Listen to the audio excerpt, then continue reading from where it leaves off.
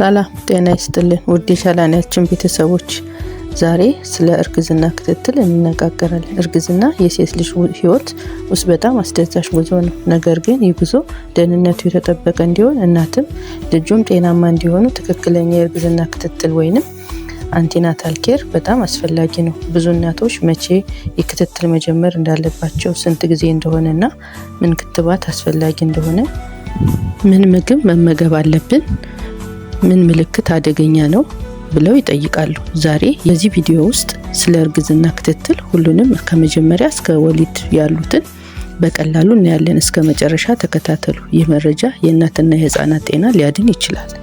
በመጀመሪያ የእርግዝና ክትትል መቼ ነው የሚጀመረው? በተለይ የመጀመሪያዎቹ 3 ወራት ውስጥ የቅድመ ወሊድ ክትትል ማድረግ ጠቀሜታው በህፃኑ አካል አፈጣጠር ጊዜያዊ ክትትል መጀመር ያስፈልጋል። የእናት ጤና ለመከታተል፣ የህፃን እድገት ለመለየት፣ የጤና ችግር ቀድሞ ለመለየት በጣም ይረዳል ማለት ነው።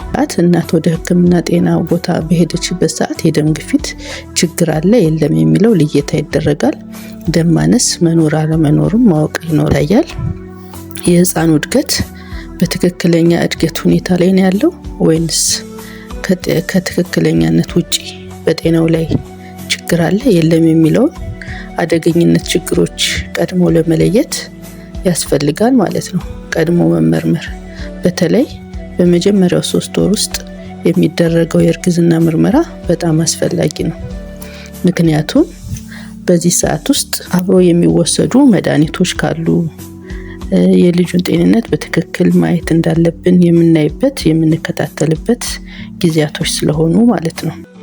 ሌላ የህፃኑ እድገት ምን ይመስላል የሚሉት በደምና በሽንት ምርመራዎች ለማድረግ እንዲሁም ለጽንሱና ለእርሶ የሚጠቅሙ በእርግዝና ወቅት የሚሰጡ መድኃኒቶች ምን ናቸው የሚለውን ለማወቅ ፎሊክ አሲድ የምንለው በህፃኑ በአእምሮና በነርቭ እድገት ላይ የሚወስን አንዳንድ ሰምታችሁ ከሆነ የጭንቅላት ክፍተት መፈጠር፣ የጭንቅላት እድገት ትልቅ መሆን፣ ፈሳሽ መቋጠር፣ በጀርባ ላይ ክፍተት ሆኖ የሚወለዱ ልጆች የሚያጋጥመው እናቶቻቸው እርግዝና ጊዜ ውስጥ የተሰጣቸውን ወይንም የታዘዘላቸውን የፎሊክ አሲድ መድኃኒት በትክክል መውሰድ ባለመቻላቸው ምክንያት ነው። ወይም ደግሞ ቀጥታ የህክምና ክትትል በእርግዝና ወቅት ባለማድረጋቸው ምክንያት ይህን መድኃኒት ባለመውሰዳቸው እንደዚህ አይነት የጤና ችግር ያለበት ህፃን ሊወልዱ ይችላሉ። ሁለተኛ አይረን በደም ውስጥ ያለውን የደም ማነስ መጠናችንን ከፍ እንዲያደርግልን ይረዳል ማለት ነው። እርግዝና ላይ ለህፃንም ለእናቷም ስለሆነ ደም የሚያስፈልገው የደም ማነስ እንዳይከሰት ቀድሞ ለመከላከል በሐኪም ይታዘዛል ማለት ነው። ሶስተኛው በእርግዝና ወቅት የሚደረገው ተላላፊ በሽታ ካለ በቀላሉ መድኃኒት እንዴት መከላከል ወደ ጽንሱ እንዳይተላለፍ እንዴት መከላከል እንዳለብን በሐኪሞች ይወሰናል ማለት ነው።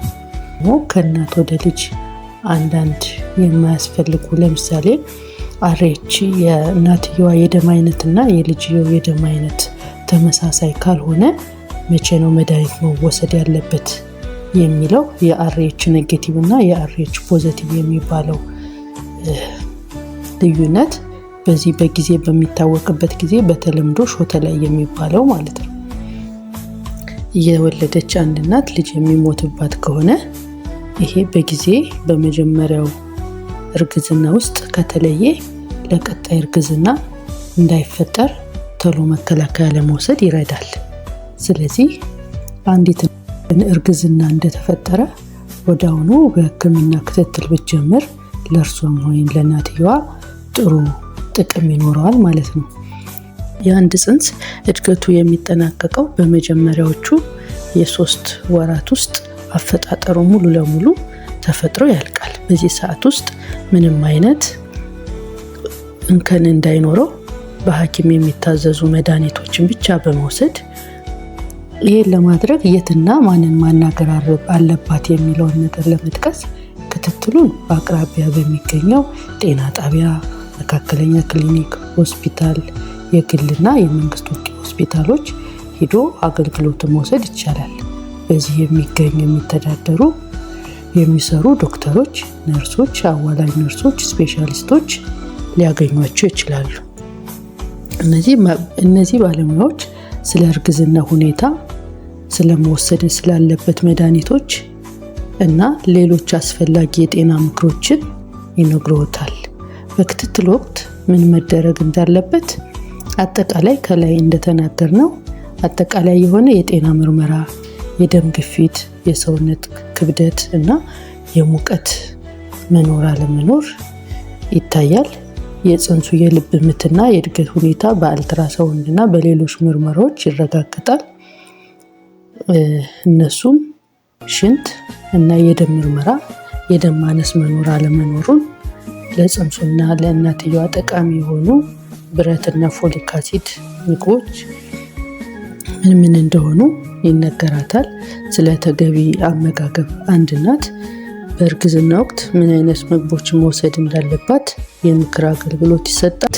የአመጋገብ ጥንቃቄ ምን ይመስላል የሚለውን ነገር በምናይበት ጊዜ እናትየው ለራሷም ሆነ ለጽንሱ የተመጣጠነ ምግብ እንደ ቤታችን አቅም መሰረት የተለያዩ ምግቦችን አጣጥመን መመገብ ይኖርብናል። ለምሳሌ ቤት ያፈራውን ሆኖ ከተለያዩ 3ቱም የምግብ አይነቶች ገንቢ ምግብ ወይንም ፕሮቲን፣ ካርቦሃይድሬት ወይንም ኃይልና ሙቀት ሰጪ እንዲሁም በሽታ ተከላካይ የሆኑ ምግቦችን መውሰድ ይኖርብናል። አትክልትና ፍራፍሬ፣ እንቁላል፣ ወተት ተዋጽኦ፣ ስጋና ፕሮቲን ያላቸው ምግቦች፣ ጥራጥሬዎች እንደ አቅማችን እነዚህን እያቀያየርን ብንወስድ ለጽንሱና ለእናትየዋ ጤና በጣም አስፈላጊ ነው።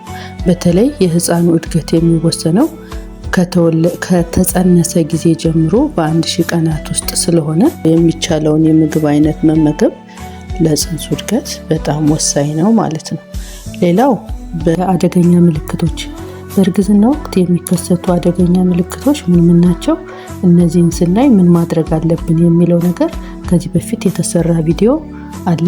እሱን ሄዳችሁ መመልከት ትችላላችሁ። ነገር ግን ለማስታወስ ያክል አደገኛ ምልክት የምንላቸው ከፍተኛ የሆነ በእርግዝና ወቅት የሚከሰት ደም መፍሰስ፣ ከባድ ራስ ምታት፣ የፊትና የእጅ እብጠት፣ ከባድ የሆነ የሆድ ቁርጠት፣ አንዳንዴ የህፃኑ እንቅስቃሴ መቀነስ፣ ከፍተኛ የሆነ ትኩሳት እና የማያቋርጥ እረፍት የሌለው ትውከት ካጋጠመ እነዚህ አደገኛ ምልክቶች ስለሆኑ ቶሎ ብሎ ወደ ሕክምና ቦታ መሄድ አስፈላጊ ነው።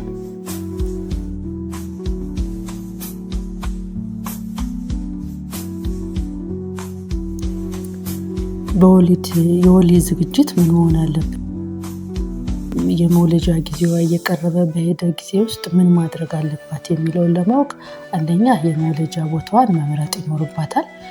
ለመሄድ የትራንስፖርት ዝግጁነት ቀድማ መዘጋጀት ይኖርባታል። ለህፃኑ ሆነ ለእርሷ የሚያስፈልግ ልብሶችን ማዘጋጀት፣ ነፃ አምቡላንስ ወይንም ደግሞ ትራንስፖርት ወደ ህክምና ቦታ የምትሄድበትን ነገር ቀድማ ማዘጋጀት ይኖርባታል። ለድንገተኛ ወጪ የሚሆኑ ገንዘቦች ቀድሞ የሚፈጠረው ስለማይታወቅ አስቀድሞ መጠንቀቅ ስለሚረዳ ማዘጋጀት ይኖርባታል ማለት ነው። እነዚህ ጠቅለል ያሉ ይዘቶች ከጠቀማችሁ በጊዜ ለማጠቃለል ያህል በጊዜ ቼክአፕ ማድረግ አትርሺ፣ ክትባት መውሰድ እንዳለብሽ አትርሺ፣ ጤናማ ምግብ አመጋገብ ተመገቢ፣ አደገኛ ምልክቶች ካሉ ወደ ጤና ተቋም እንጂ ይህ ቪዲዮ ላንቺም ለሌላ ይጠቅማል ብለሽ ካሰብሽ በመጀመሪያ ሰብስክራይብ በማድረግ ለሌሎች አጋሩ። አመሰግናለሁ። አስተያየት ወይም ኮሜንት ካላችሁ የምትጠይቁት ተጨማሪ ጥያቄ ወይም እንዲሰራላችሁ የምትፈልጉት ቪዲዮ ካለ ኮሜንት ላይ አስቀምጡልኝ። አመሰግናለሁ።